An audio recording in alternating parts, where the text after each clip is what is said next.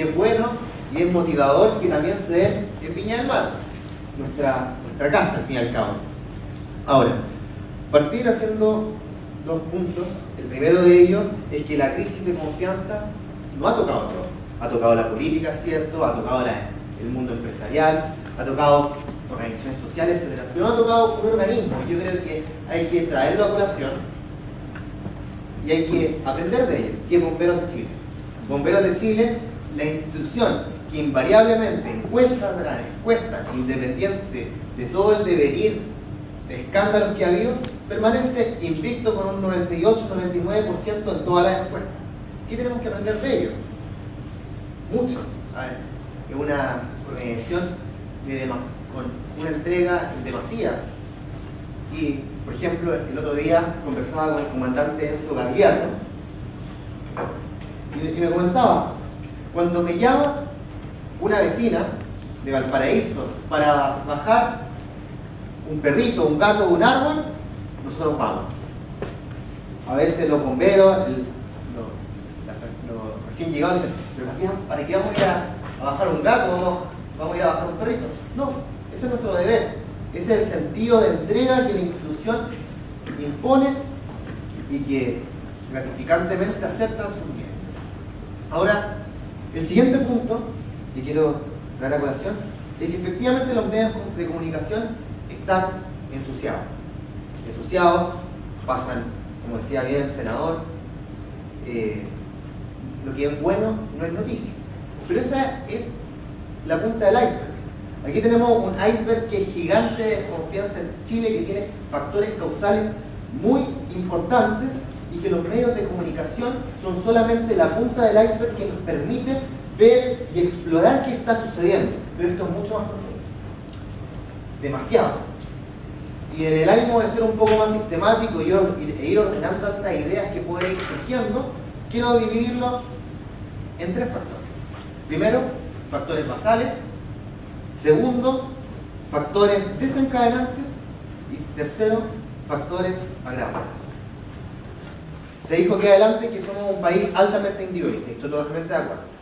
Pero no somos un país totalmente individualista porque el vecino se pelea con la vecina de la esquina, o porque tenemos que ir a la esquina a comprar pan y está más caro, etc. No son las cosas de la vida diaria las que nos hacen ser individualistas, al contrario, las situaciones de la vida diaria nos hacen ser más comunidad. Son los factores estructurales los que nos han llevado a ser un país individualista. Por ejemplo, el sistema actual de AFP. Un sistema totalmente individualista de capitalización individual. La misma palabra lo dice.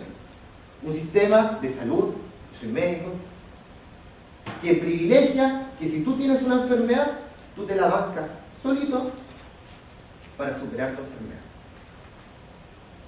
Bueno, obviamente, a veces en el año tenemos eventos gratificantes que nos llenan de orgullo, como es la Teletón. La Teletón es una instancia de caridad espectacular, pero la caridad es muy distinta a la solidaridad. Como chilenos somos muy caritativos.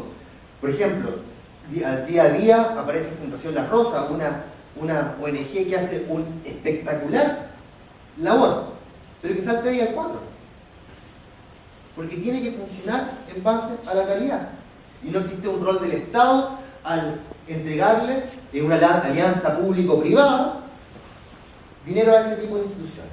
Y eso es porque no somos un país solidario. Solidaridad no es que una vez al año, cuando me pasan con una bolsita pidiendo moneda, y yo entrego 100, 200 pesos y me dan un sticker que yo llevo en la solapa orgulloso de haber cooperado. No, eso no es solidaridad, eso es caridad. Solidaridad es que cada uno, yo si gano 100.000 pesos, aporto 7.000 pesos, ejemplificando el tema FONASA, del 7% de salud, y que si yo gano 1.000.000 de pesos, yo aporto 70.000 pesos.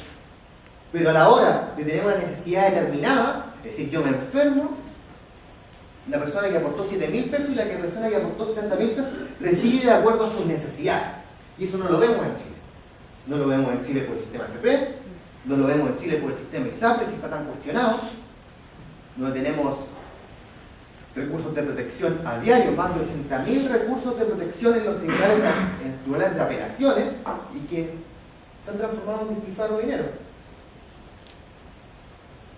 Eso de partida como factores basales, factores estructurales, que nos han llevado a ser una sociedad individualista y que han llevado de una u otra forma a esta crisis de confianza. Porque ¿cómo vamos a confiar en un modelo en el cual vemos que el per cápita va subiendo? O sea, no me acuerdo la última cifra en cuánto vamos al per cápita, pero cada vez nos orgullecemos más de ir subiendo en el ranking OECD, o de que ya no nos comparamos con la cabeza de tigre, sino que somos cola de ratón comparado con la OECD, ya nos comparamos con Latinoamérica.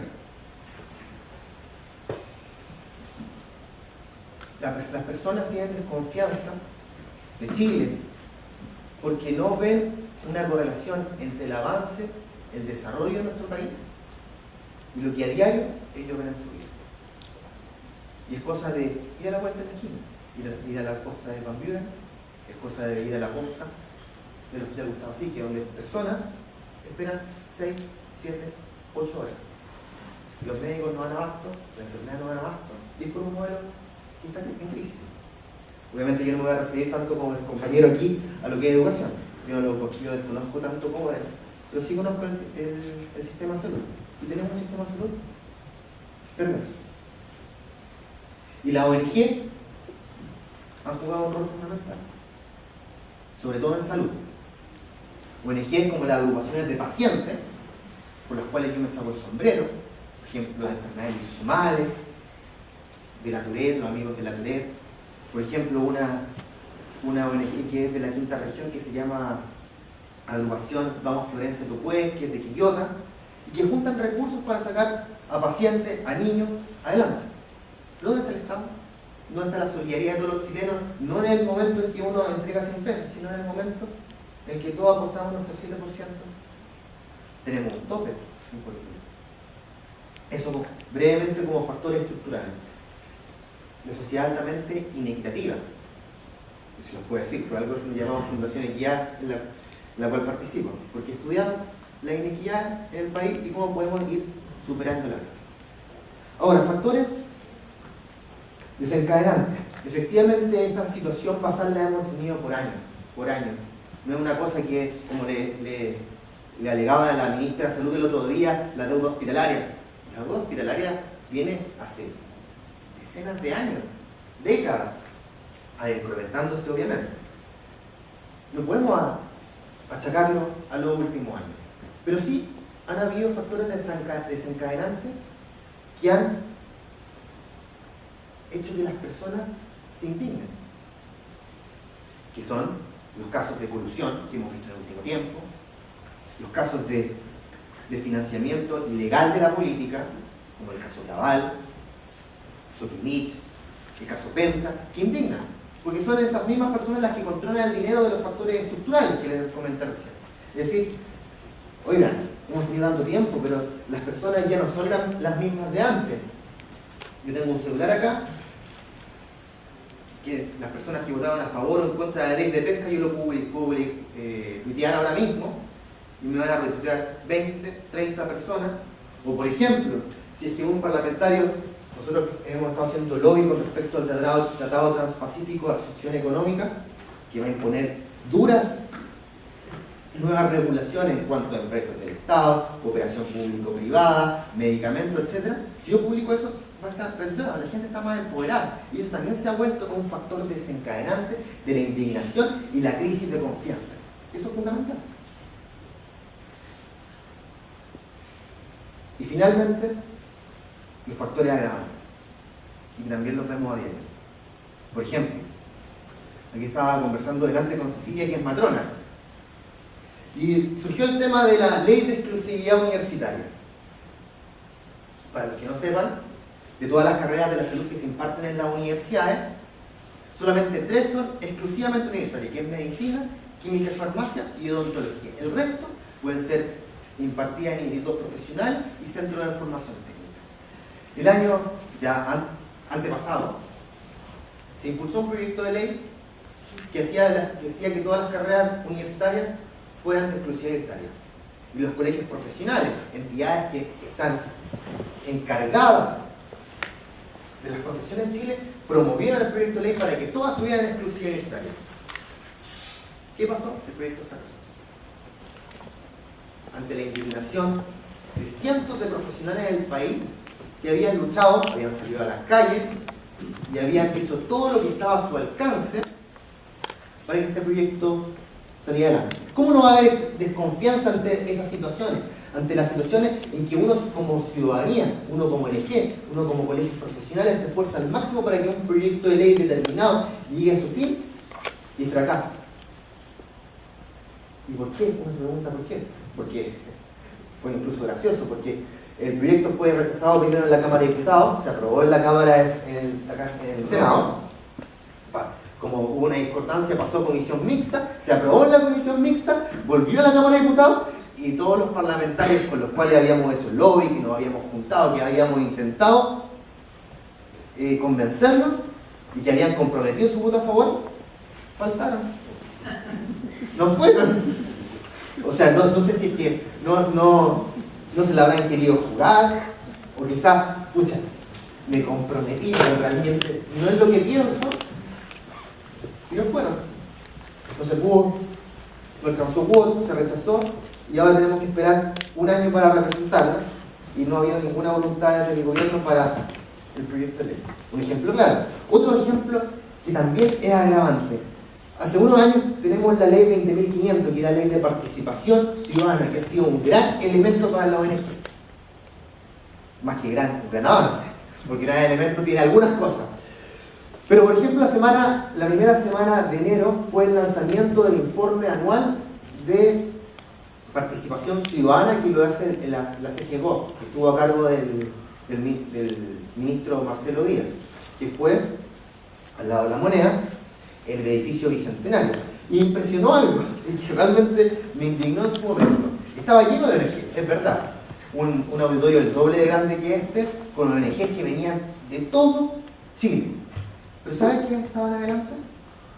El Ministerio de Obras Públicas, la directora de la JUNGI, estaba el ministro Díaz, es decir, no había ninguna ONG adelante. Estamos hablando de participación, y fueron los propios ministros, los sentados aquí adelante en esa instancia, quienes discutieron qué ellos opinaban de participación, cómo había sido la participación de la ONG con ellos mismos. Es decir, si es que eso no es indignante, si es que eso no genera desconfianza, por favor. Eso como un factor altamente agravante. Otra cosa que es sumamente agravante, hablando de desconfianza, es el informe del Consejo Asesor Presidencial contra los conflictos de interés, el tráfico de influencia y la corrupción. El mismo académico Engel que presidió el Consejo está también indignado, porque lo que está aquí, poco está guiando los proyectos de ley. Solamente un ejemplo nuevamente, los colegios profesionales. Parte de la desconfianza es producto de la falta de ética de nuestra sociedad. ¿Y en quiénes recae la ética en nuestro país? Por lo menos de los profesionales de los colegios. Pero hoy en día los colegios están olvidados, apenas se les escucha, y el proyecto de ley de colegios profesionales que mejora esto sigue durmiendo desde el 2009 en la Comisión de Constitución, Legislación y Justicia de la Cámara de Diputados. Desde el 2009. Es decir, tenemos un proyecto de ley de colegios profesionales que viene durmiendo 6 años en la Cámara. Tenemos el mismo proyecto de ley que citó el senador sobre la ley única de donaciones que viene durmiendo desde marzo del 2014, en el cual estos dos proyectos hemos puesto mucho esfuerzo para que salgan adelante y no avanzan. ¿Cómo creen que las ONGs de desarrollo, que es a la que pertenezco, una ONG que genera políticas públicas, que intenta hacer que las cosas avancen, se siente cuando nos juntamos con el diputado Soto, presidente de la Comisión de Constitución? No, si vamos a poner esto en agenda, vamos a sacarlo adelante, no te preocupes, Tomás. No ha sido puesto en agenda. Esa reunión la tuvimos en marzo del año pasado. un proyecto de ley que regula un capítulo de la Constitución, que desde el 2005, desde que se reformó la Constitución con Lago, ese proyecto de ley debe haber sido presentado, y que se presentó en el 2009 y sigue ahí durmiendo. Es decir, si esas cosas no son agravantes, no son indignantes y no nos generan desconfianza a la ONG, a la ciudadanía en general, yo creo que ¿qué otra cosa no va a hacer? Ahora, no todos son malas noticias. Yo creo que si hay un gran avance para la ONG hoy día, es la ley del lobby. De hecho, es sumamente gratificante tener hoy día la misma posibilidad que tiene un empresario que contrata, por ejemplo, Imaginación, la empresa de Enrique Correa que hace lobby, de pedir una reunión con un diputado o un senador o una autoridad de gobierno y que la autoridad le tenga que responder en un plazo determinado, si sí o no, y tú puedas apelar, y que si es que tu apelación corresponde, tenga que juntarse igual contigo. Eso es un gran avance para los ONG que están aquí presentes. La ley del lobby, ocúpenla. Pueden juntarse con prácticamente cualquier parlamentario, diputado, senador, ministro de Estado.